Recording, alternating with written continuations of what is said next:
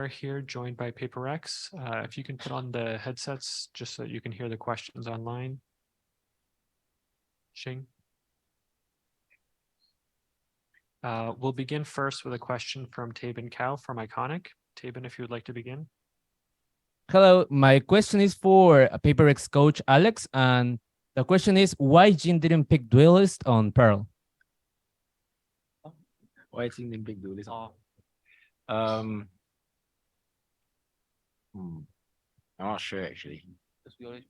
I guess because we wanted to try something different, you know. Like it was actually for us, Pearl was going well in scrims, you know, but I think we won ourselves today, and Cloud9 played very well, so I can't really answer that. This was the comp we practiced, you know, so that's why we went in with it. Thank you. We'll go next to the in-house media. Hi, my name is Maria Eduarda. I'm from MGG Brazil, and my question is for Benkai. I just want to know what was the thought behind your costume there. There's no thoughts. It's just an idea that came to me that I thought was funny. The next question is from Armando Montes from Prensa Esports. His question is for Forsaken. A lot of people, streamers and content creators were saying Chamber is dead after the nerf. Do you believe that, or what is your opinion about it? For me personally, I think Chamber is not like really dead because Chamber is still like usable on some maps, I feel. And I feel like the strong about Chamber is the Headhunter actually is like a free sheriff. So yeah, I feel like Chamber is still usable on some maps. We'll go next to Declan from Deserto. Hello, my question is for Alex. So earlier today, Scream said that duelists are kind of overrated, and essentially, I'm paraphrasing here, said that you can play almost as aggro with initiators. Do you kind of agree or disagree with the sentiment at all? In a sense, that's true. But I think what we value more is being able to dive into the site, you know. So usually we run double duelist so that we can like get past utility. Probably have to go back to that on Pearl somehow. But yeah.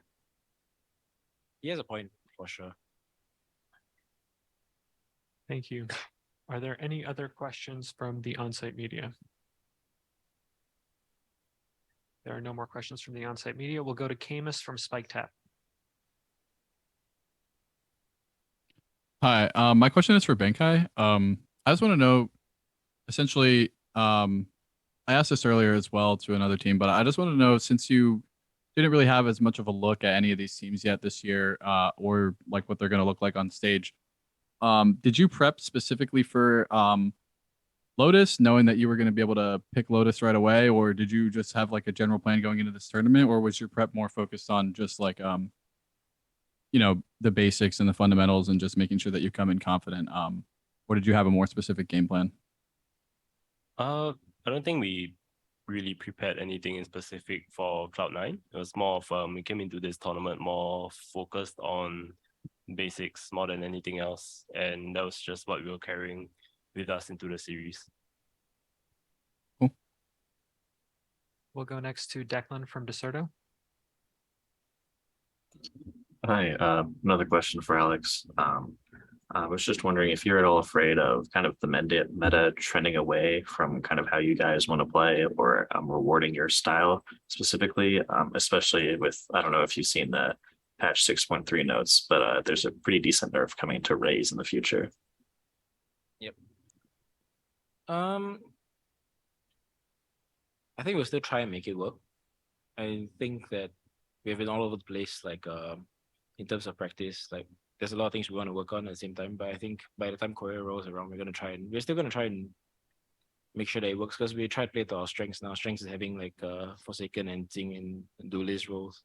So that's not going away. But if it doesn't work, then we'll just go back to the drawing board and see whether we can do what Scream suggested.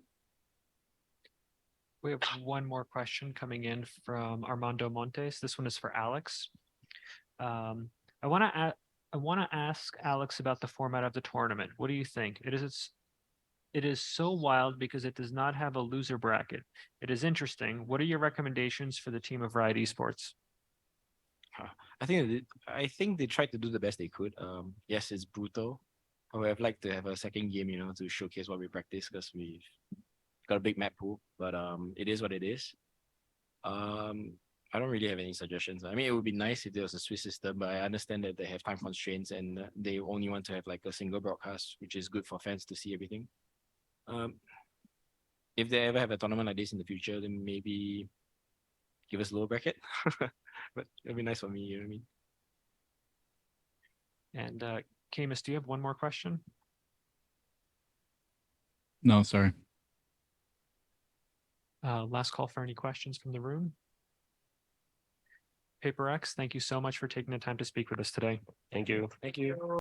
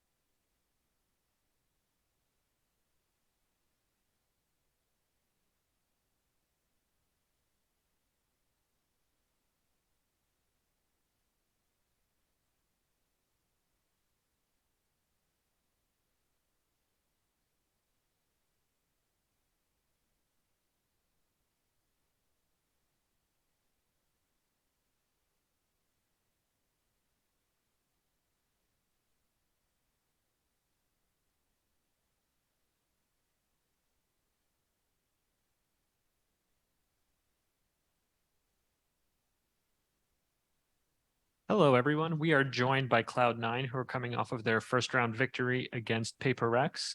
We'll begin with some in-house media questions from Wesley. Hi everyone, Wesley Pereira from the Clutch. My question is for EA. Today you brought Sentinel agents into the series against Paper Rex and performed very well. Will this be your comfort zone for 2023, or will we see a more flex? Well, I would tell you, but gotta keep a few secrets, But you'll most likely see me flex even beyond Sage for the rest of the year. So maybe not this tournament, maybe next, but we'll see. But I'm definitely gonna be playing a lot more agents than just Chamber, for example. Great, thank you. You're going back to jail. No, you're not putting me back. On chamber jail again. We'll take one from the remote media next. Tabin Cow from Iconic. My question is for Ye, and my question is, how did you felt with Chamber after the nerf, especially now playing it again in Lotus? Even after nerf, for some maps he's still pretty strong, and there is like a few new ways you can play him.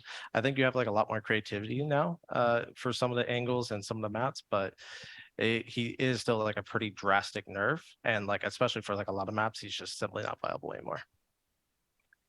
Go ahead. Hey guys, congratulations. My name is Raquel from Valorant Zone. My question is for Celsius. Did you expect it to receive such love and the respect from Brazilian fans? No, I just kind of play video games and have high energy, and I think people just feed off that. And I think the Brazilian fan base is super high energy as well, so we kind of just like click. So I like. And what do you like more in Brazil? And do you want to come to Brazil again to play in another time? I would love to come back to Brazil, and I want to go to Carnival. I want to go to Carnival. Okay, thank you. Thank you. It's Lucas from sports.net. My question is for Zelsis. What's your inspiration for the writing in your arms? This thing? Yeah. My inspiration is my boy Porty. He just said, "Give me your bicep," and I was like, "Okay," and he just wrote it on there, and that's just kind of what we rolled with. Okay, thanks. Thank you. Hi, my name is Maria Eduarda, and my question is for Zeusis also. I want to know what Brazilian player do you think would be the most difficult to face against in this tournament? I think probably anyone from Loud. I know they recently picked up 2 like really new young gun players, and I think like that kind of just like bolsters them even stronger. Like they may even be better than what they were in the champs. But like Aspis, Les, those guys are like obviously high tier names. But anyone on Loud, I think I would want to play. And I want to know, I know that you went viral a few days ago of all the things involving Brazil when you're listening to funk. And I want to know, how does it feel to be embraced in this short amount of time? Again, I think it's just more, I'm just here to play video games and I just like to be dumb. And I think the Brazilian fan base showed me a lot of love, and like kind of like their, I don't know, Little Miss Popcorn is kind of like a troll thing. But I mean, it's all fun. Like I just like to have fun. So when they're like showing me cool stuff and like new songs and everything like that, I just like to, I just feed off that energy. So thank you. Thanks. We'll go next to Brandon from esports.gg. Thank you. I'll ask this one to MCE. Paper Rex is pretty hard to prepare for, even if you do have the time. But with this event, Lotus and all the changes to the format and everything, everyone's talking about how there's not much time to prepare for the tournament. So I just would like to know kind of your impression on the results of the matchup, because it was kind of one-sided in your favor, and just your impression of the team now after taking down such a favorited opponent in this contest. I think it's hard for them coming into it because the agents we were playing and the different things we were doing, obviously we're going to change a lot. I feel like there's a lot more tape of them to study, even though it's a new meta, new things like that. There's tendencies that can still be followed, and we had a couple of those we were ready for on Pearl. Lotus was just going into a blind 50-50, and we've been playing Lotus, I think like only once or twice in scrims, and we've done okay. Yeah, we haven't played it that much, but we had a good idea on it. And it looked like our ideas were way more fleshed out than what theirs were. But I think it's good for us because we are coming into this like as a new team. We haven't got a ton of practice on a lot of things because it's been weird switching back and forth. We had a bunch of comps that didn't work, so we had to start over. So we're a little rusty and rough on a lot of ideas, but we're starting to get in a rhythm with a lot of stuff. We've been playing really well, and shout out to all the different Brazilian teams and South American teams that have given us good practice and helped us work on things. So I'm excited for us to keep playing, but we definitely need to get better than what we were and be a little bit tighter on stuff to keep winning and moving forward. This next question is for Ye from Armando Montes from Prensa Esports. What are your first impressions about the team after the series? Because the team looks so stronger. I think it just shows that we've been putting in the work and time to really like polish stuff out, not to mention just fleshing out the rules, and just it just shows that that we've just been working hard overall, and just we've just improved a lot as a team, especially since the last tournament we played at was our first event and we didn't have like that much practice going in. So being able to come into a new meta and all this and perform really well makes me really happy. We'll take the next question from Camus from SpikeTap. Hi, yeah, my question is for Ye. Earlier I asked BBL about obviously everybody's talking about the chamber nerfs and the parity. I guess my question is just about the parity of the Sentinels, and they actually mentioned that they think it might even be leaning towards a Cypher meta, and I wanted to ask if you had seen the changes that are coming to Killjoy, and the nerfs, I guess, that are coming to Killjoy, and if you think I that haven't seen the Cypher will nerfs. be. Okay, so yeah, the ult is going to be 8 points, and then the health will be 25 less, so it'll be 100 HP turret. So yeah, Gotcha. do you have any thoughts on that? And do you think that Cypher will start to dominate from that? I think it's going to be pretty map dependent. It's kind of hard for me to tell right off the bat, but Yeah, for sure. given those things, yeah, I would say people probably will lean towards Cypher like a little bit more, or go towards maybe like a double controller of some form. Yeah, I think you'll probably see a little less Killjoy given those circumstances, but it remains to be seen, to be honest. Awesome. We'll go next to Declan from Deserto. Yeah, hi, my question is for MCE. Just wondering how it felt to get revenge on PRX for what happened to you with the guard in Iceland. Oh, there were a lot of words that I wanted to say because those guys were not very gracious winners behind the cameras after we got knocked out. And I took the higher road on that and didn't say what I wanted to say when I was fist bumping and up there with them. So felt really good because that's what should have happened the first time if my last team had a little bit more experience. But first slam, can't blame them at all. We tried. And man, it feels good to send those fucks home. If you weren't gonna say it, I was. We'll go next to Taven Cow from Iconic. My question is for Vanity, and I want to know, how did you guys felt after getting Ye and Celsius on your team? Well, I think getting Ye was because we never had an op player. Like, as long as I've played Valorant, I've never like had a super insane op player, and I think that having someone who's so comfortable with the gun helps a lot. Obviously, he's a good teammate and stuff also, but I think that he's definitely just an opper. He can't rifle, can't pistol. I think Jordan, he's like the Energizer Bunny, right? He's like that. I think it helps our team a lot because I think that a shortcoming we had last year was that if I wasn't like 100% energy, it was pretty hard for other people to like step up and like get people involved. It's not like a fault of anyone. It's just how people are as people. But I mean, I think they're really good pickups, and I'm happy with the choices we made. We'll go next to Roldy from Agente San Lineo. Hello. First of all, congrats for the win, guys.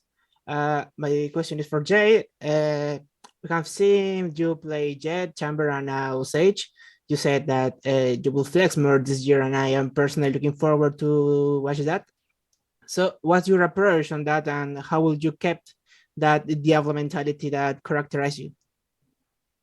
To be honest with you, yeah, it's good to start flexing, but in terms of how I'm going to keep it is I'm just going to need to continue to practice and work hard because even though I played some of those agents even before Chamber was released, something that that happens is like when you just don't play an agent for so long, you kind of become like really rusty on it. So right now it's just learn as much as I can, try to learn what maybe some other people are doing, and then also implement, my own style, my own ideas and approach along with, whatever my coach has in store. So just for now, it's just going to be kind of a transition period. I'm not expecting to have like just absolutely amazing results on every single agent. I think that's kind of like unrealistic, but I think given enough time, I've always been a person who starts off like a little bit slow, but as the year progresses, I always get better on those agents over time. Thank you. Can I do another quick one for Leaf? Yeah. Thank you. Leaf, you start 2021 as an excellent Jet player, and now you destroy the enemy teams playing Sentinels. How that transition has been for you? I think it's been pretty easy. Oh. I think it's been pretty easy, all things considered. I'm not like, as weird as it and cringe as it sounds, I'm not like most like duelist Jet players, I feel like. I don't just like have insane, like I have good aim, but I don't have like Jing aim, you know what I mean? So it's like transitioning to Sentinel is more just like, it's more like CS, like anchoring, which is what I did when I played CS. And yeah, I mean, it just comes kind of second nature. I only really played Jet because my team needed it at the time. Thank you so much, Yusuf. My picking. We'll go next to Juan Pablo Torres from Prensa. Okay, yeah, thank you. My question is for MC. So after the Red Bull home grounds and now having your first game at Locking as a reference, can you tell us about the improvements or changes you have made as a team? I think the biggest thing is we're in a completely different meta. Red Bull is kind of a last hurrah and a lot of, chamber things. And I feel like chamber was a huge tool for a lot of teams that weren't good at other things to be good. So there were a lot of holes that got filled by an absolutely broken agent that people abused. And luckily we had one of the best ones in the world at it. But we didn't get to showcase that much because we were a new team, and we ran into 100 Thieves, who also has one of the better chamber players in the world, plus a returning 4 core with a lot of stuff. So we've had to change a lot of things around, and you'll see that with comps and different ideas and things we're running. I don't know if they're good, but we'll find out as we go. And we're kind of playing our own style in a lot of these things. So we put a lot of time into those comps and the ideas that we have, trying to make people comfortable, and then also role wise making sense, whether, ignoring agents. Like, are people, first in a site, second in a site, third, like, is this person lurking? Is this person in the right spot? Are we switching off? Do we have trap setups? Things like that. And we've definitely put a lot more focus into that coming into it. We'll take a question from the room now. Congratulations for the win, guys. I'm Eduardo from Base Rush, and I want to ask for the coach. Like early in the questions, you guys told about preparing different picks, and on the second map we saw a very aggressive Sage. Can we expect on the other matches like very different picks or play styles like that? I honestly can't wait for you guys to see some of these comps. I might get fired for them, but I think they're a good idea. Ideas. Yeah, they're definitely some of the ideas of all time. But yeah, you're gonna see. I'm gonna say on a lot of maps we're not playing like anybody else. Okay, thank you. We'll take a question from Declan. Yep. Hello again. Another question for MCE. So Scream said earlier today that duelists are kind of overrated and essentially that you can kind of play almost as aggro with initiators. I was just wondering if you kind of disagreed or agreed with the sentiment. I will never agree with Scream. All right. We'll go to Tabin Cow. I just wanted to say to Sepa, congratulations for your ace. It was really nice. Thank you. Appreciate it. There we go, Eric. We're on the board. I thought I was safe. Yes, nobody wants to talk to No, them. thank you guys for not asking me anything. Appreciate it.